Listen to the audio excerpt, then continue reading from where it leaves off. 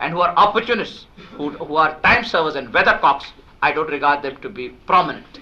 Could you answer the question in your own context then, yes, please, Mr. President? Anything that the people want, I do not want to be a party to unaccountability. Mr. President, can you assure us that Sheikh Mujib is still alive?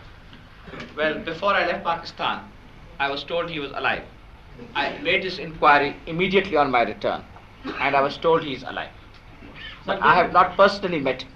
Will you hold an inquiry of leading circumstances of ceasefire?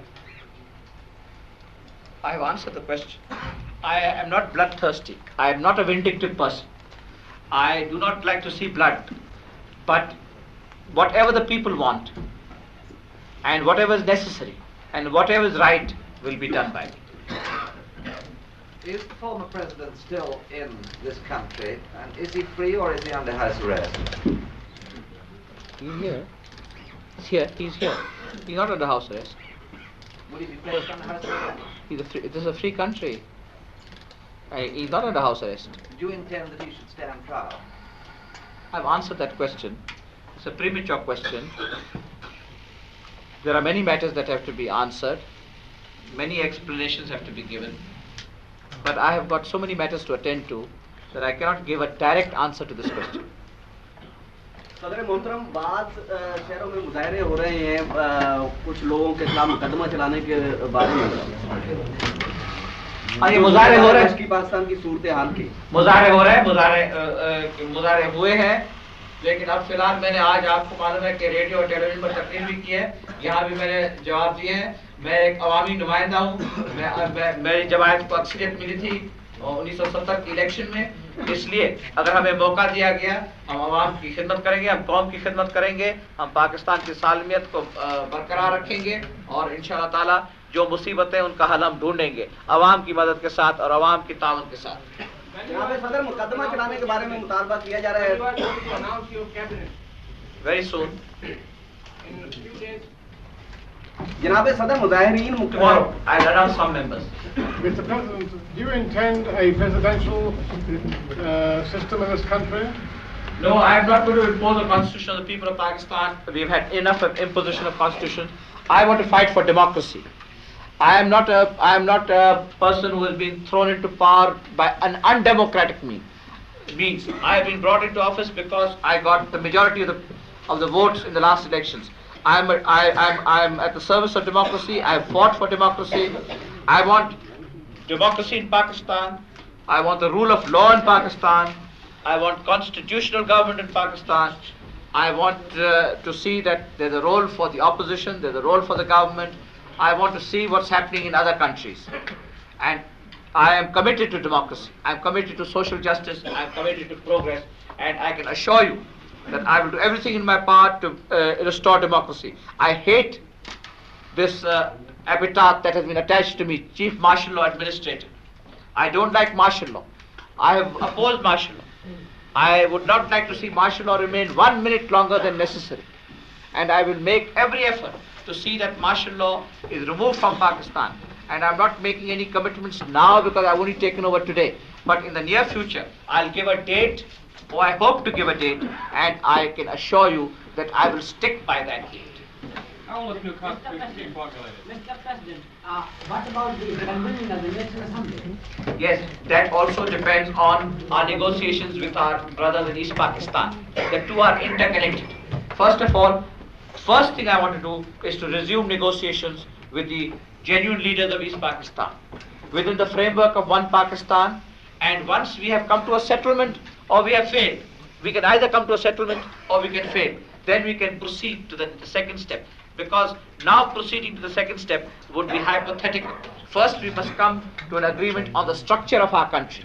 Once we have determined that, then we will not find any difficulty in determining the constitution and the quantum of autonomy. As far as the quantum of autonomy is concerned, once we have determined the structure, we are prepared to accept any quantum of autonomy. Mr. President, So who are the accepted representatives of East Pakistan? Do you consider Sheikh Mujib a leader of East Pakistan? I have answered your question. No, you haven't, sir. I have answered. You have not. You identified unless you want to be unnecessarily difficult. No, I do not wish to be unnecessarily difficult. But no, Because you see, the question is this, that I have to first go to the people of West Pakistan. I have to first carry public opinion. I cannot act in a void. I am not a man thrown up by the guns and by the bullets. I must go and talk to the people. I cannot bypass the people. Please understand my difficulty. Sheikh Mujibur Rahman is not a very popular person in West Pakistan. Many things have been said, many things have been done, and I must first go to the people. Please give me that opportunity. Yeah. I will answer your question once I've got that opportunity. But more than half of the people of your country are from East Pakistan. Yes, where I know. he is an elected representative. I know all that. I know all that. You're not. I'm not new to politics. I don't have to be taught this. I know all that. Believe me. Give me some time, and I think you will. Everyone, my people will be satisfied. The world will be satisfied. All of you will be satisfied on the basis on which we proceed. Please give me just a little time. And I'm not going to spin it out. Give me a little time. First of all, I must go to my own people. I have to go and address the people of West Pakistan first, in Lahore, in Rawalpindi, Peshawar, Hyderabad, Multan, 4 or 5 centers. And after that, I'll answer your questions specific, in concrete terms. Please do not, because you're not contributing to the solution of our problem. Don't go into details now. I've only taken over today. I will go into details only when my ground is clear. Yes, sir, but the President. What about the loose ties which you want to see with East Pakistan in the future? I beg your pardon? What would be the very loose ties which you would like to have with East Pakistan in the future? My condition is one Pakistan. Framework, no matter how loose that is. It can be very loose. Would that mean a federation? I've answered your question. Sir, what about the military governors of the provinces? Are they being replaced? Please give me some time. I have, from the moment I took over, it was about 1:30 or so, I've been all the time attending to these problems. And you will be satisfied. Believe me, all that I want to do is to see that the people of Pakistan are satisfied. Pakistan again acquires the respectability in the world. We've been given a hell of a bashing. We've been given a hell of a bad name. We are not barbarians. We are civilized people. We've got 5,000 years of civilization behind us. But we've been given a terrible bashing, and I'm sure as a sensitive Pakistani, and I'm a sensitive Pakistani, you have not liked it. Now I say to all those who have given us a bashing, please lay off our back, stop kicking us in the teeth. We are going to put our house in order. You now please look at our problems a little more sympathetic. Don't think that we are a small country compared to, it's not the size of a country, it's the cause of a country that matters. It's the cause that matters, not the size of a country. We have many options open to us. We're not down and out. A half of our country is under foreign occupation, but we're not down and out. So much of the Middle East is under foreign occupation. So much of Europe was under foreign occupation. So much of China was under foreign occupation. So we have lost a province, we've lost our major province. We will regain it. We will regain it with the consent of the people. We have no reason to feel diffident. We have no reason to feel pessimistic. Truth is with us. Otherwise, 104 countries would not have supported us in the United Nations. Well, some pragmatists might say, so what? Security Council did not. But Security Council also did. Only one great power supporting another. Well, they wanted to reverse Cuba, and it was reversed at our cost. मशरकी Pakistan में कत्ले-आम जो किया जा रहा है मगरबी पाकिस्तान के लोगों का, उसके बारे में मगरबी पाकिस्तान में बड़ी तशवीश पाई जाती है। आप तो हम कर रहे हैं, कोशिश कर रहे हैं, हम बैनुल-अक़वामी कोशिश कर रहे हैं, और इंशाल्लाह मेरा ख्याल है कि चंद दिनों में कुछ ना कुछ हम कर सकेंगे। ये कत्ले-आम का हमें बड़ा अफसोस है, बड़ा अरमान है, लेकिन सलामती काउंसिल में और बैनुल-अक़वामी कोशिशें हो रही हैं। Mr. President, you said today that you met with the ambassadors of the great nations. Great powers. Great powers. The super duper powers. Did you meet with the Soviet ambassador, and what are your relations now and future relations with the Soviet Union? We have to live in the same area. We will have to live together, and we would like to have good relations with the Soviet Union, but this involves a reciprocal arrangement. Mr. President, in your talk to the people this evening, you mentioned that Pakistan had been the victim of a conspiracy by two great powers. Would you be willing to elaborate on that? Well, I would say one great power and another country that considers itself to be a great power but is so hollow that it stinks.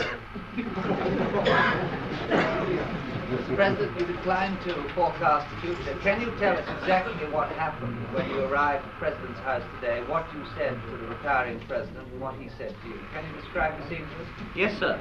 I told the retiring President that in my humble opinion that we are facing this situation today merely because power was not transferred soon after the military action in March. Every country has the right to defend its unity and national integrity and to fight secession. But there are methods and means to fight secession. You take action, of course sometimes military action necessary. But right from April onwards, we pointed out repeatedly and quite vigorously that unless political action complements and finally supplements military action, we would find ourselves in a terrible dilemma. And right, you see my statements, right from April we've been saying that.